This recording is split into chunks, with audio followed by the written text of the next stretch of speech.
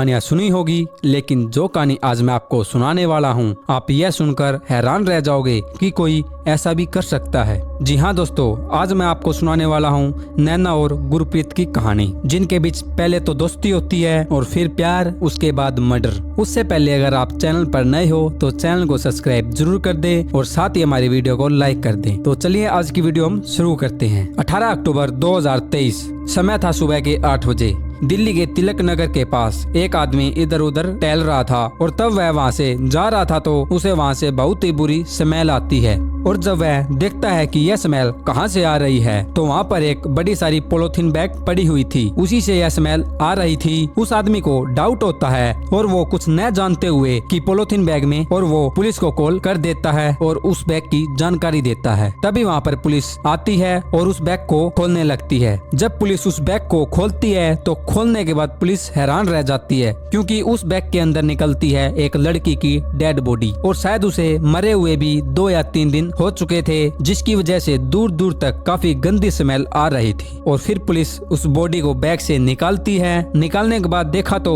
उसके हाथ और पैर दोनों लोहे की जंजीर से बंधे हुए थे। उसे देखकर लग रहा था कि यह एक कोल्ड मर्डर है। और यह कहानी है नैना बजर की। दिल्ली के जनकपुर में रहने वाला गुरप्रीत सिंह, जिसकी उम्र लगभग 30 साल थी। गुरप्रीत की फैमिली में उसके माता पिता और उसकी एक छोटी बहन रहती थी। यह फैमिली काफी अच्छी खासी फैमिली थी। गुरप्रीत का अपना जेम्स का बिजनेस था। 2021 में गुरप्रीत स्विट्जरलैंड जाता है, क्योंकि वहाँ पर उसका एक रिलेटिव रहता था। गुरप्रीत कुछ दिनों तक वहाँ पर घूमने के लिए रहता है।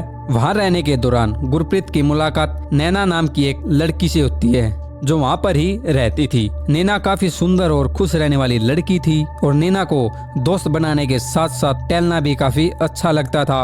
और नैना अपने फ्रेंड सर्कल के साथ अक्सर पिकनिक जाती रहती थी और नैना के काफी सारे दोस्त भी थे, जिसमें से एक गुरप्रीत था। दूसरी तरफ गुरप्रीत नैना से प्यार करने लगता है, पर वो यह बात नैना को बताने से डरता है। उसे डर था कि अगर वो यह बात नैना को बता देगा तो नैना उससे दोस्ती नहीं करेगी। फिर गुरप्रीत स्विट्जरलैंड से दिल्ली आ जाता है और हर सुबह फोन से नैना से बातें करता है। नैना गुरप्रीत को अपना काफी अच्छा फ्रेंड मानती थी। उसे गुरप्रीत से बातें करना बहुत ही अच्छा लगता था। गुरप्रीत नैना को इंडिया के बारे में बताता था, जो कि नैना को बहुत ज्यादा पसंद था। गुरप्रीत नैना को मिलने फिर स्विट्जरलैंड जाता है। वहां जाने के बाद वो नैना के साथ कुछ टाइम स्पेंड करता है और फिर वापस इंडिया आ जाता है। फिर गुरप्रीत यह डिसाइड करता है कि वो जब अगली बार स्विट्जरलैंड उसे मिलने के लिए जाएगा तो वो अपने दिल की बात नैना को बता देगा, और वो नैना को शादी के लिए बता देगा कि मैं तुमसे शादी करना चाहता हूँ। गुरप्रीत बहुत ही खुश था और वो दोबारा नैना को मिलने स्विट्जरलैंड जाता है और उसे डिनर के लिए इनवाइट करता है। नैना भी उसे मिलने आ जाती है और जब गुरप्रीत उसे शादी के लिए प्रपोज करता है तब नैना हैरान रह जाती है। और नैना का पहले से ही एक बॉयफ्रेंड था जिसे वो बहुत ज्यादा प्यार करती थी और वो दोनों जल्द ही शादी करने वाले थे। नैना गुरप्रीत को समझाती है कि वो उसका एक काफी अच्छा दोस्त है और वो उससे शादी नहीं कर सकती, क्योंकि वो पहले से ही किसी और से शादी करने वाली है। फिर गुरप्रीत उसे कई बार शादी के लिए मनाता है, पर नैना हर बार उसे मना कर देती है। गुरप्रीत गुस्सा होकर वहाँ से चला जाता है और अगले ही दिन वो वापस दिल्ली आ जाता है। इस बीच नैना उसे काफी बार फोन कॉल करती है, लेकिन गुरप्रीत काफी दिनों तक नैना से बात नहीं करता। कुछ महीने बाद गुरप्रीत नैना को कॉल करता है और उसने नैना को जो कुछ भी बोला था उससे माफी मांगता है कि तुम दिल्ली आओ, मैं इस बार तुमको दिल्ली घुमाऊंगा। और नैना दिल्ली आने के लिए मान जाती है, पर नैना को बिल्कुल भी आइडिया नहीं था कि गुरप्रीत के दिमाग में कुछ और ही चल रहा है। दिल्ली आने के बाद गुरप्रीत को नैना से बहुत ही ज्यादा नफरत हो जाती है।